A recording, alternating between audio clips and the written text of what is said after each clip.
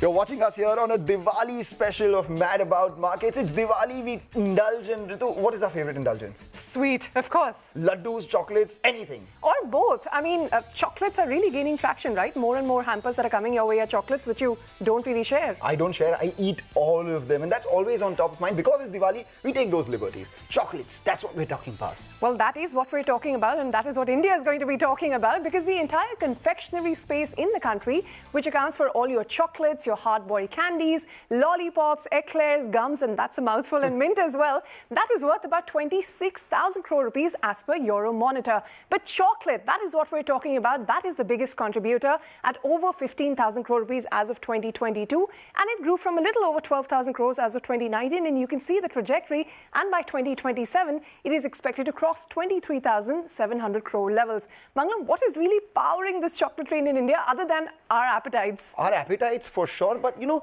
it's the classic template for Mad About Markets: growing population, growing disposable income, and it's lending itself to the growth that we're seeing in the chocolate market as well. Shifting consumer taste. People are looking at exploring newer avenues of sweet consumption, rising middle class disposable income. They've been key growth drivers for the mass chocolate market, which accounts for majority of the 15,500 crore that Ritu just spoke about. But increasingly, there is a fascination, love for international luxury chocolate experiences. There are a lot of local artisanal brands coming in, and now there is also the increased awareness of health benefits of dark chocolate. Whatever be the reason, people are spending a lot of money, and a lot of waste share is what the chocolates are gaining these days. Well, a lot of people are gaining waste share, like you said, but these companies are making lots of money. We'll quickly introduce our guests that have all the insights we need today. We have R.S. Sodhi, the Managing Director of Amul with us, also Vikram Karwal, the Senior Director, Marketing at Mondelez India, and also joining us on the program is Kalpesh Parmar, the Country General Manager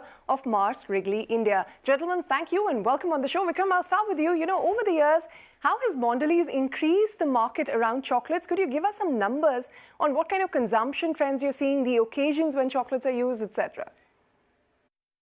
Yeah, I think our endeavor over the years in Mondelez has been to drive penetration for the chocolate category and also improve consumption, not just in urban areas, but also in rural areas by driving relevance for the category on different occasions. Also by introducing different products which cater to different needs for the consumers. So the penetration of the category today stands at about 40%. Which means 40% of the consumers are consuming chocolate category at least once a year. And we have also delivered very strong and relevant communication over the years, which has engaged consumers with the category and driven consideration. Take your point on all those factors that you spoke about, because Mondelez has been the key. For India, chocolate market equates to Cadbury Dairy Milk, as we'll find out now. But we also have Kalpesh with us. Kalpesh, you know, from a Mars Wrigley standpoint, we have seen a lot of growth drivers. What, according to you, are the drivers, and how big, importantly, can it be going forward? The chocolate category in India is still at a nascent stage. The consumption in India is probably anything around 300 grams per person per annum, depending on what research piece you see. That means the category is, the chocolate category in India is close to 15,000 crores. Yeah. Now, there is a trend of health and wellness. Apart from that, there is a trend of indulgence or small moments of happiness. So if you combine and give people a bit of nuts, a bit of chocolate, a bit of packaged quality products, that's where this category can go from the current 15,000 crores to probably 150,000 crores in the next 10 to 20 years. Yeah, as long as we are able to give the right quality at the right price, at an affordable price. It's not just about operating in the large cities, but how do we have these products offered in markets like Allahabad and Indore also, and not only in the metros. Of course, during COVID, what happened is people were more comfortable while working from home. They wanted to also snack at home. And that's where their comfort level with packaged foods, snacks which are packaged, grew a lot more. And that's where we've been seeing some great growth in the range of 10% in terms of CAGR. And I think this should continue. As I said, the category should grow from 15,000 crores to much higher numbers in the next 10 to 20 years. And the immediate 3 years also looks pretty exciting. Well, the pandemic snacking is taking some time to get rid of, but we've heard from the international players. Mr. Sodhi, for you, how important is chocolate as a category? Of course, Amul has a great brand, great recall, but Indian players like Amul do have a lower market share. Well, first thing, let me tell you, chocolate category is a growing category in India because now everybody wants to consume cocoa-based, some sweet things. So, and chocolate meets that requirement. Now, Indian chocolate market is around, as per our estimate, 15,000 crore per annum. It's growing at the rate of 15 to 16%. But Amul is in a different category. We are not in the usual category of chocolate with more of sugar and other products.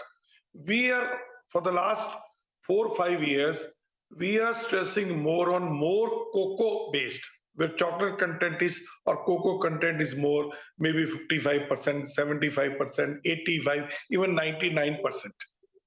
And right now, if you see value-wise, we are number 4, but volume-wise, we are number 3. And our market share today is around 3 to 4%. Okay. And we have seen in that category, growth is coming maximum. I mean, we put up a new plant just 3 years back with a 5x of a capacity. And now we are again doubling it. And the way we are growing, the growth rate is 40-50%. I think in next 2 years, Amul will be a 1,000 crore rupees brand as far as niche dark chocolate are concerned. Well, do hang on, gentlemen. We're going to talk about the components of the chocolate market as well. But before we do that, Mangalam, what is your favorite kind of chocolate? Any kind of chocolate is my favorite, but the one that I actually prefer is the ones which have wafer inside it. It's crunchy and it's got chocolate and it's just all things amazing. Well, you know what? You're in the minority here because what India really loves, because half of the chocolate consumed in India, it is actually in the form of tablet bars, the kind you see from Dairy Milk, Nestle, Amul, etc. And that is almost 45% of the market. 29% is count lines, what you like. That is chocolate filled with nuts, wafers, or toffee like your 5-star, your Munch, your Snickers, Kit Kat, and whatnot.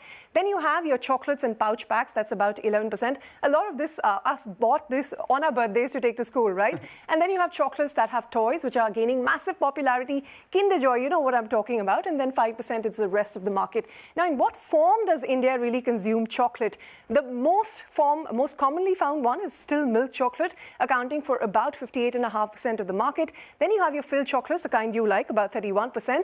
And 7.7% is dark chocolate. But don't be fooled by the small share of the dark chocolate, because this is the category which has been growing faster than the industry, and it increased from about 6.5% all the way to 7.7% in just a span of 3 years. So the question, Mangalam, really is dark chocolate the dark horse of the chocolate industry? I think you were waiting to make that word joke, right? But at lower levels as well, what it does is it's commanding a fair amount of premium, and increasingly consumers are preferring that, because we had a survey conducted by Mintel. They said that 37% of Indians strongly associate dark chocolate with health benefits. 39% said that they may also buy chocolates with added vitamins, minerals, etc. And 44% are willing to put their money where their mouth is. They are willing to pay a premium for healthier chocolate. So keeping these things in mind, companies have also tried to increase their customer base into the health conscious by introducing sugar-free, low-sugar, organic, vegan, gluten-free chocolates for all kinds of diet and health preference. Kalpesh, you're talking about chocolates being an indulgence, but a lot of people are increasingly getting health conscious. How do you convince health conscious consumers to actually go ahead and consume more chocolate? This category, as I said in the beginning, will grow 10x in the next 1 or 2 decades if we are able to combine these experience along with health and well-being related products. Like in US today, we have a product called Kind, which is large amount of nuts with chocolates. So as we move towards a chocolatey experience with a lot of health and well-being included in that, that's where the category will explode. Well, healthier chocolates to increase their penetration. But Mr. Sodhi, let me come to you because, Amul is in the premium category products largely. But the scale and mass, that still belongs to the smaller price points of 5, 10, 20 rupee chocolates. What are your plans on that front? In Indian market is for the lower end of the market is a bigger scale, and we are going to be in that category. We have got 5 rupees, 10 rupees chocolate. The wafer chocolates are there. Even our regular milk chocolate is there. So we'll be there in lower end of the market also. But when it comes to the dark chocolate, more cocoa content chocolate or high end of chocolate, I think Amul is the market leader today. Okay, you want to be the market leader in the dark variant, but also looking at mass products. But Vikram, I mean, how do you, convince the health-conscious consumers to go ahead and consume chocolate? I mean, what are the potential growth for sales in that? A lot of consumers are becoming health conscious and they are looking for portion control, but they're also looking for permissible indulgence. That's another important trend, right? Consumers do believe that it's important to have a healthy diet, but a little bit of indulgence is also part of that healthy diet, right? So that's an important thing to keep in mind, and that's where we come in, right? See, we are a snacking company, and this is an important issue that is facing our society, and there is no one silver bullet for this. We are in the business of snacking. We want to build the right snack for the right moment. But we also want consumers to snack responsibly, right? So we are taking a few initiatives at our end. For example, we want to make sure that the consumers are snacking mindfully and they have all the information on the pack, on the back of the pack, on the front of the pack.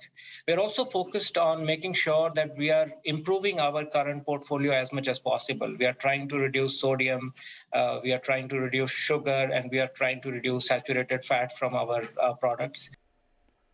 Take your point, Vikram, and what you do will have ramifications on the industry itself. Let's talk about the industry. And if the color of my jacket is something to go by, we will know who the leader in the chocolate industry is. It's Mondelez, the owners of Cadbury, and they are a leader by a distance. 57.5% market share as per Euromonitor. And just to tell you the scale of their dominance, they're 3.5 times their next biggest player. That is 16% market share coming in for Munch and Kit Kat owners Nestle. The third one is Ferrero Rocher, increasing its presence because of the toy chocolate.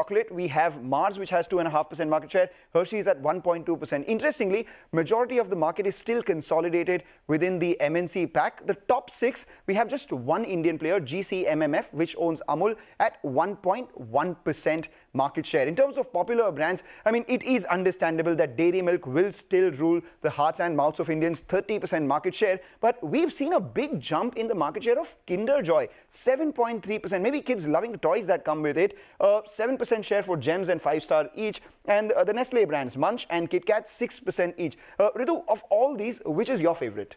Well, it depends on the day, on the mood, because you know what chocolate really is as a category is an impulse category. 96% of it is still sold offline. Now, within that, about 77% is sold through small local grocers, 13% through super and hypermarkets, about 3.1% through food, drinks, tobacco specialists. And I hope people who've been advocating how UPI has killed toffee, we've debunked that enough and more on the channel. Now, retail e-commerce, it is still about 4.2% of the overall sales of all chocolates in India. But innovations have been driving growth lately, and we have seen some interesting launches come in from the MNCs. First, let's talk about Mars. Now, Snickers launched Kesar Pista in India in 2022.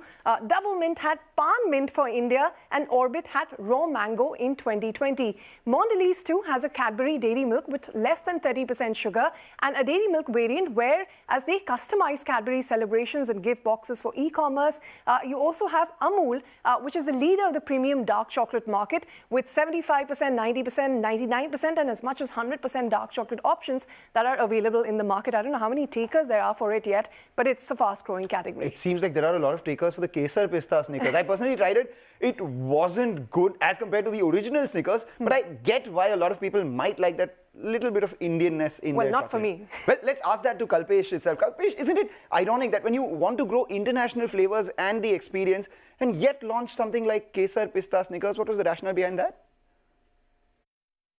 I think local flavors and inclusions are the way to win in snacking category. Yeah.